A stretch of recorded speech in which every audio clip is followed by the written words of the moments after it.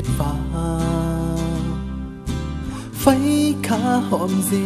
เฮ็ดที่มึงฟิงทุงกัดเย็นเป็นข้อเดียวเศร้าเพราะว่าเมืองลอยกาโปกเขินเฮ็ดเศร้าตั้งไม่ก่อถักฟันไม่ปกเฮ็ด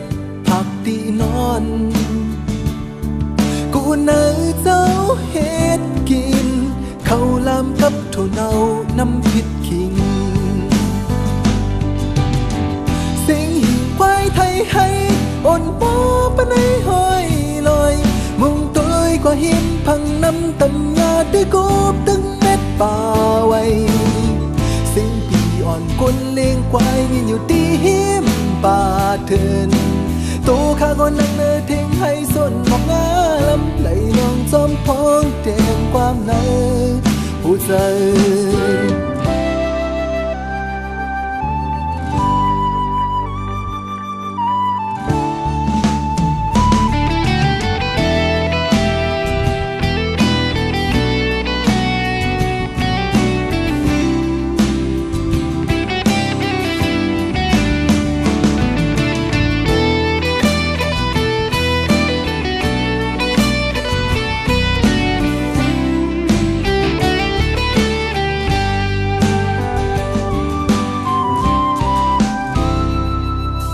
ไม่สร้างหอมอ่อนจากเฮ็ดฟ้าไฟขาหอมสิเฮ็ดที่มุงฟิงทุงกัดเย็นเป็นข้อเดียวเศร้าเพราะว่าเมืองลอย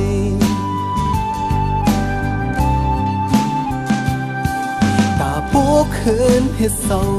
ตั้งไม่ก่อถักฟัน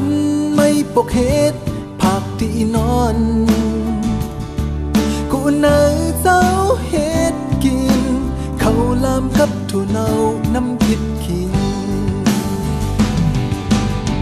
เสียงหิ่งควายไทยให้